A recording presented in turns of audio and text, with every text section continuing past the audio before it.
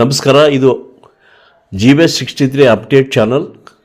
ಚಂದದಾರರಾಗಿ subscribe ಆಗಿ. ನಮಸ್ಕಾರ. ಮುಖ್ಯಾಂಶಗಳು: ದಾವಣಗೆರೆಯ ಅಂಬೇಡ್ಕರ್ ವೃತ್ತದಲ್ಲಿ ಸಂವಿಧಾನ ಉಳಿಸಿ ಭಾರತ ರಕ್ಷಿಸಿ.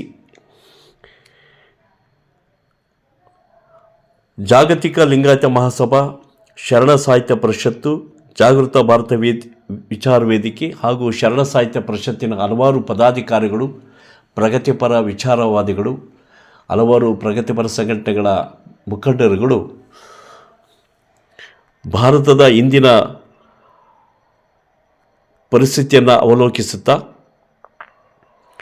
ಮೊನ್ನೆ ನಡೆದಂತಹ ಪ್ರಯಾಗ್ನಲ್ಲಿ ನಡೆಯುತ್ತಿರುವ ಕುಂಭಮೇಳದಲ್ಲಿ ಭಾರತದ ಸಂವಿಧಾನವನ್ನು, ಆಶಯ ಮತ್ತು ಭಾರತದ ಏಕತೆಗೆ ಧಕ್ಕೆ ತರುವ ನಿಟ್ಟಿನಲ್ಲಿ ಭಾರತ ಸಂವಿಧಾನವನ್ನು ಕರಡುವನ್ನು ಸಿದ್ಧಪಡಿಸಿ ಸಂಸತ್ತಿನ ಮುಂದೆ ತರುವ ಪ್ರಯತ್ನಕ್ಕೆ ಮುಂದಾಗಿರುವ ಅಂಶವನ್ನು ಮುಂದಿಟ್ಟುಕೊಂಡು ಕೂಡಲೇ ಇಂತಹ ಒಂದು ಮೂಲಭೂತವಾದಿಗಳನ್ನು ದೇಶದ್ರೋಹಿ ಕಾಯ್ದೆ ಅಡಿಯಲ್ಲಿ ಪ್ರಕರಣ ದಾಖಲಿಸಿ ಅವರನ್ನು ಭಾರತದಿಂದ ಗಡೀಪಾರು ಮಾಡುವಂತೆ ಗೌರವಾನ್ವಿತ ರಾಷ್ಟ್ರಪತಿಯವರ ಗಮನಕ್ಕೆ ತಂದು ಸೂಕ್ತ ಕ್ರಮ ಜರುಗಿಸಬೇಕೆಂದು ಹಲವಾರು ಪ್ರಗತಿಪರ ಸಂಘಟನೆಗಳ ಮುಖಂಡಗಳು ಮಾನ್ಯ ಮುಖ್ಯಮಂತ್ರಿ ಸಿದ್ದರಾಮಯ್ಯ ಅವರಲ್ಲಿ ಒತ್ತಾಯಪಡಿಸಿದರು.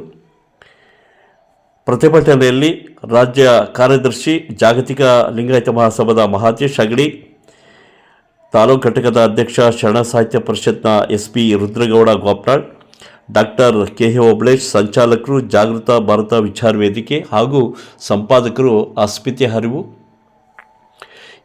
ಸೇರಿದಂತೆ ಹಲವಾರು ಪ್ರಗತಿಪರ ಮುಖಂಡರುಗಳು ಈ ಒಂದು ಪ್ರತಿಭಟನೆಯಲ್ಲಿ ಪಾಲ್ಗೊಂಡಿದ್ದರು. ಈ ಸಂದರ್ಭದಲ್ಲಿ ಮಾತನಾಡಿದ ಪ್ರಗತಿಪರ ವಿಚಾರವಾದಿ, ಚಿಂತಕ ಡಾಕ್ಟರ್ KH ಓಬಳೇಶ್ ಮಾತನಾಡುತ್ತಾ, ಕೊಡ್ತಾ ಇದ್ರು. ಈಗ ಅಧಿಕೃತವಾಗಿ ಪ್ರಯಾಗ್ರಾಜ್ನಲ್ಲಿ ನಡೀತಕ್ಕಂಥ ಕುಂಭಮೇಳದಲ್ಲಿ ಸಂವಿಧಾನವನ್ನೇ ನಾವು ಬದಲಾಯಿಸ್ತೀವಿ, ಪರ್ಯಾಯ ಸಂವಿಧಾನವನ್ನು ರಚಿಸ್ತೀವಿ ಅನ್ನುವಂಥ ಕರಡನ್ನು ಸಿದ್ಧಪಡಿಸಿಕೊಂಡು ಈಗಾಗಲೇ ದೇಶಾದ್ಯಂತ ಅದನ್ನು ಜಾರಿಗೆ ತರುವ ನಿಟ್ಟಿನಲ್ಲಿ ತಂತ್ರಗಳನ್ನು ಹಿಡಿತಾ ಇದ್ದಾರೆ. ಈ ತಂತ್ರ ಏನಿದೆಯಲ್ಲ, ಅದು ಕುತಂತ್ರ ಮತ್ತು ಸಂವಿಧಾನಿಕವಾಗಿ ವಿರೋಧವಾಗಿರ್ತಕ್ಕಂಥದ್ದು. ಇದನ್ನು ಯಾರೇ ಜಾರಿಗೆ ತರುವ ಪ್ರಯತ್ನ ಮಾಡಿದರೂ ಕೂಡ ಅದು ದೇಶದ್ರೋಹಿ ಚಟುವಟಿಕೆ ಆಗುತ್ತೆ, ಸಂವಿಧಾನ ವಿರೋಧಿ ನಡೆಯಾಗುತ್ತೆ. ಈ ನಿಟ್ಟಿನಲ್ಲಿ ಎಲ್ಲ ಭಾರತೀಯರು ಎಚ್ಚೆತ್ತುಕೊಳ್ಬೇಕಾಗಿದೆ. ಯಾಕಂತ ಹೇಳಿದ್ರೆ ಇವತ್ತು ಸಂವಿಧಾನ, ಪರ್ಯಾಯ ಸಂವಿಧಾನ ಏನಿದೆಯಲ್ಲ, ಅದು ಹಿಂದೂ ಧರ್ಮಕ್ಕೆ ಸೀಮಿತ ಅಂತ ಹೇಳ್ತಾರೆ. ಅಲ್ಲಿ ಹಿಂದೂ ಧರ್ಮದಲ್ಲಿರ್ತಕ್ಕಂಥ ಬಹುಸಂಖ್ಯಾತ ಜಾತಿಗಳಲ್ಲಿಲ್ಲ.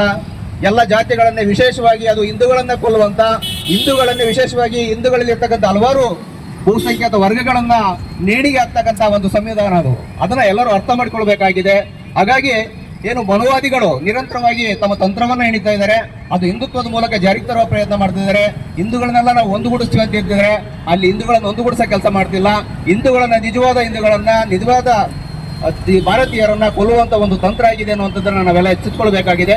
ಈ ನಿಟ್ಟಿನಲ್ಲಿ ನಾವು ಏನು ಸಾಂಕೇತಿಕವಾಗಿ ಇವತ್ತು ಪ್ರತಿಭಟನೆ ಮಾಡ್ತಾ ಇದ್ದೀವಿ. ಏನು ಸಂವಿಧಾನವನ್ನ ಜಾರಿಗೆ ತರ್ತೀವಿ ಅಂತ ಹೊರಡ್ತಾ ಇದ್ದಾರೆ, ಪರ್ಯಾಯ ಸಂವಿಧಾನವನ್ನ.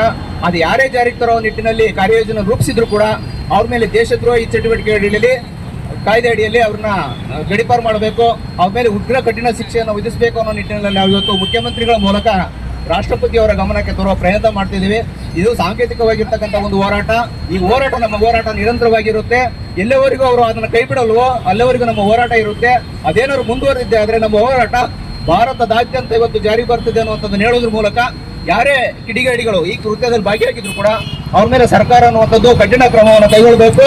ಆ ನಿಟ್ಟಿನಲ್ಲಿ ಏನು ಕುಂಭಮೇಳ ನಡೆತಿದ್ದಾರೆ, ಅವರ ಧರ್ಮಕ್ಕೆ ನಾವು ವಿರೋಧ ಮಾಡಲ್ಲ, ಅವ್ರ ನಂಬಿಕೆಗಳಿಗೆ ವಿಚಾರ ಮಾಡಲ್ಲ. ಅದನ್ನ ಅದಕ್ಕೆ ಆಧಾರವಾಗಿ ಇಟ್ಕೊಂಡು ಯಾವುದೇ ದೇಶದ್ರೋಹಿ ಚಟುವಟಿಕೆಗಳನ್ನು ಭಾಗವಹಿಸಿದ್ರು ಅದು ಯಾರೇ ಆಗಿದ್ರು ಕೂಡ ಅವ್ರ ಮೇಲೆ ಕಠಿಣ ಕ್ರಮ ಕೈಗೊಳ್ಳಬೇಕಂತ ಹೇಳಿ ಈ ನಿಟ್ಟಿನಲ್ಲಿ ಈ ಸಭೆಗಳ ಮುಖಾಂತರ ದಾವಣಗೆರೆ ಎಲ್ಲ ಪ್ರಗತಿಪರ ಸಂಘಟನೆಗಳ ಮುಖಾಂತರವಾಗಿ ನಾವು ಒತ್ತಾಯ ಮಾಡ್ತಿದ್ವಿ ಅಂತ ಮಾತಾಡ್ತಾ ಇದ್ವಿ. ಇದುವರೆಗೆ ಮಾತಾಡೋಕೆ ಅವಕಾಶ ಮಾಡಿಕೊಟ್ಟಿರ್ತಕ್ಕಂಥ ಎಲ್ಲರಿಗೂ ವಂದಿಸ್ತೀನಿ. ಜೈ ಭೀಮ್. ಪ್ರತಿಭಟನೆ